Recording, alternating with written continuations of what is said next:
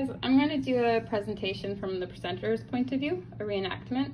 I wanted to include some images in case there was any uncertainty about how the event will look. So here was my setup. I had the visual display stickers and the monitor where I could pull up my website. For my display, I did the title big so that people could see it from far away, and then I just had a few key points with bullet points that I wanted to cover. This was how to help, and this one, if you can answer questions with pictures, that's always a good idea. So this one was, what is the difference between service animal, emotional support animal, and therapy dog? And then some visuals just to set the tone of what your topic is about and break up the words. Here's an interaction that I was having with an audience member. You can see that I was nervous by my body language and my hand gesture. So I was very expressive with my hands. I'm taking public speaking this semester, and they say that if you can redirect your nervous energy as enthusiasm, then instead of, shutting down or just appearing jittery, you just are very passionate. So that's what I talk with my hands a lot, but it's okay, it works.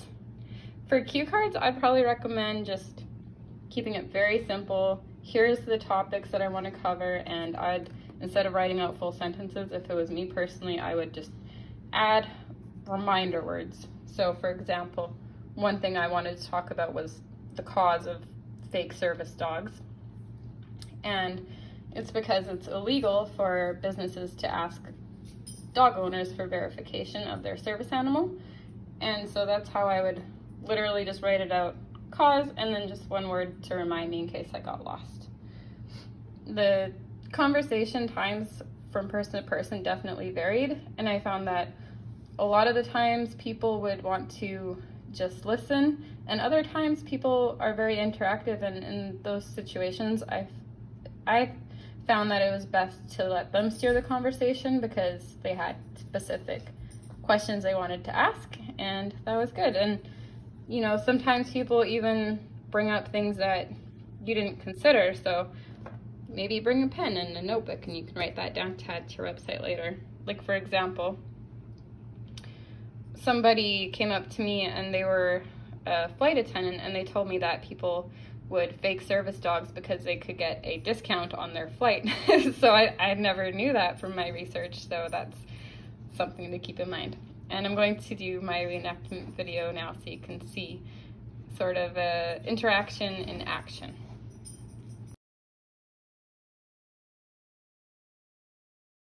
Okay, so you'd have your desk set up, you'd have your visual display, whatever you choose. I've made a trifold for mine. And you'd also have a monitor where you could pull up your website. And your attendees would just walk up to your table and you'd introduce yourself.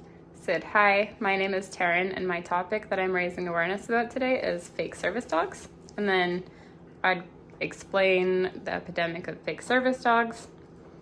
And I would, from there, if you need, you can have a cue card on your table with your key points. I make sure that mine align with my display so that it's really simple for people to follow along with my speech. And I'll just start with my first key point. So I'd say the problem with people faking service dogs is that it damages the reputation of real service dogs. And then once I explain that, I would just keep going through the rest of my points. So then I'd explain the solution and explain the causes, like how is it that people are able to fake service dogs. And you can engage in conversation with your attendee. Like, for example, I'd ask, so do you know anybody who has a fake service dog? Or yes. Has a real service dog, I mean? Yes. What do they use their service dog for? I have a friend who's a veteran who uses a seeing eye dog. Oh, okay. So if your friend couldn't take their seeing eye dog somewhere, do you think that that would really change their life in a negative way? Yes. Okay, so there's an example of how you can create a situation where people can relate to what you're talking about. And then you just keep going down your points one by one in conversation. So then I'd say, okay, one of my solutions is to do with businesses. So I might ask, like, what do you do for work? Sales manager.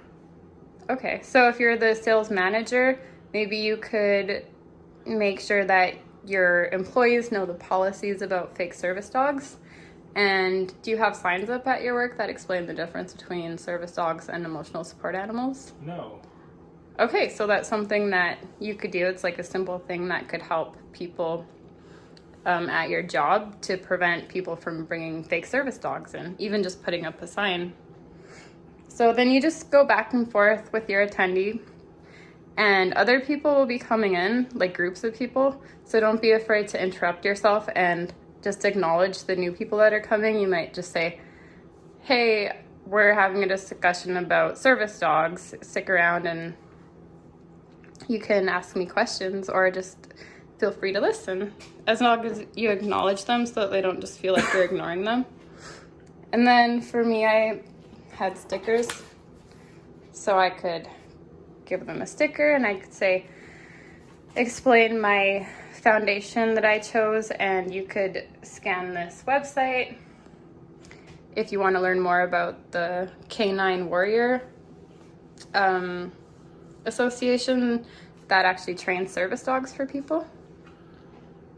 And then from there you can, if they have any questions, then you just answer their questions, or you can even just get to know people. Like, so do you have dogs? Yes. And then from there you can create conversations that have to do with your topic, and hopefully they'll remember you. And then you can just encourage them to visit your website, and then your next group of people will come in. And that's literally all it is. It's pretty casual. And your job is just to raise awareness and tell people what they can do to help your cause.